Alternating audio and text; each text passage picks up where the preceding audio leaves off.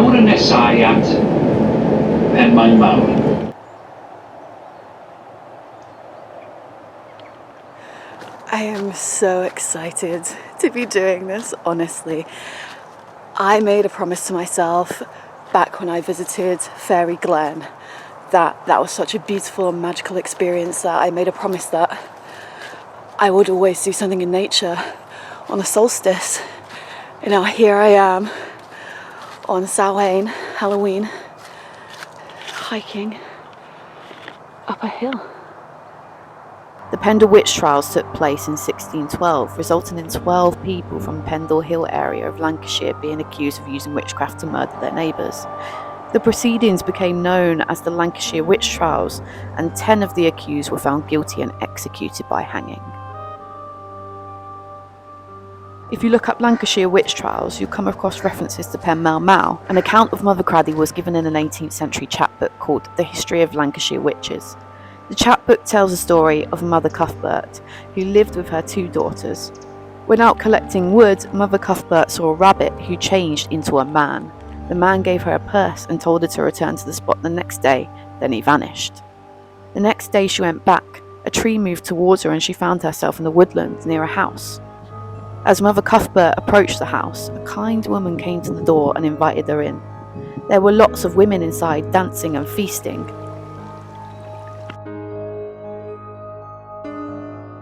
After dinner, the kind woman struck the floor with her wand and familiars appeared in shapes of animals. Mother Cuthbert asked the kind woman who she was. Mother Craddy told her that she was a witch of Penmaenmawr, a great mountain in Wales. Now, one of the main reasons that I chose to go to Penmaenmawr was because it has a flipping spell circle in it. I mean, obviously, it was Halloween and needed to go and do some spells. And it was beautiful. I was not prepared for this spell circle.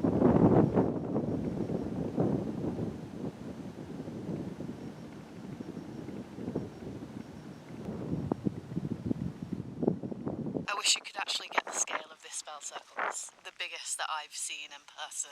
Honestly, if I were going to build a spell circle, I'd definitely build it right at the top of this hill.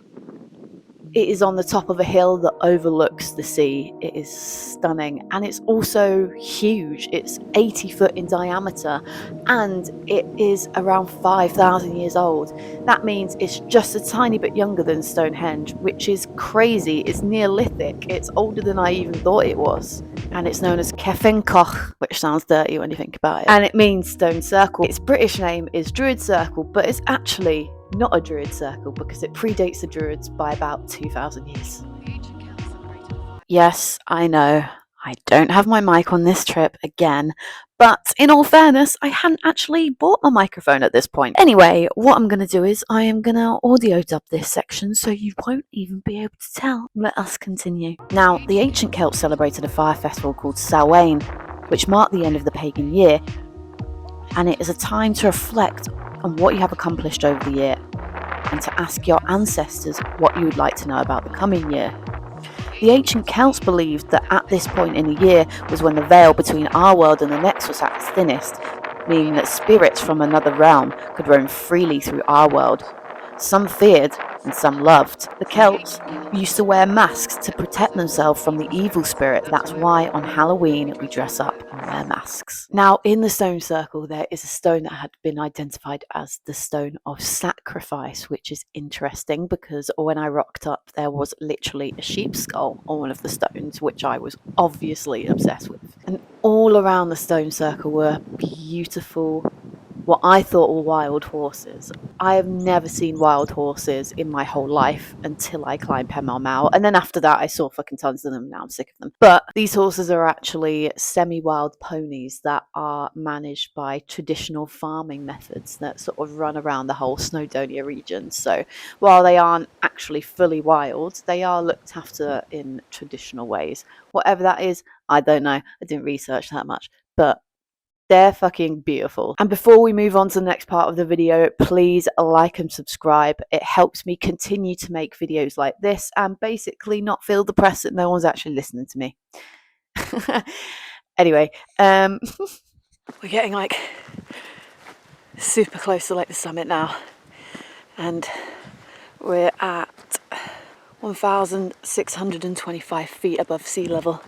You can see over there, you can see the sea over there.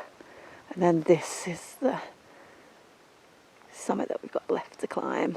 The history of the Lancashire Witches chapbook is basically a fictitious story about a family of witches used in various narratives from the novels, ballads, puppet shows and plays that emerged after the Lancashire witch trials. Despite the fiction, the chapbook contained the story of Mother Cruddy of Penmaenmawr still has something to tell us. The demonisation of women is still prevalent in the narrative. Women are portrayed as lusty, jealous, greedy, vengeful, poor and lonely. What's also interesting is the focus on Mother Cruddy being from Wales, specifically Penmaenmawr, which in the late 18th century was viewed as a remote and inhospitable landscape. In the story, Mother Cruddy says that her countrywomen were of the same faculty, implying that all the women from the area were witches. Why? I don't know what that is. I'm so high up now. I'm in the mist. One reason could be the printing of the chapbook coincided with the growth of Methodism in Wales. Its influence threatened the establishment. Up there? Oh my god, what? Portraying Mother Cruddy as the instigator of the spread of witchcraft in Lancashire may have served to either reinforce or play into the perception of Welsh rural women as being different, unsophisticated and ungodly.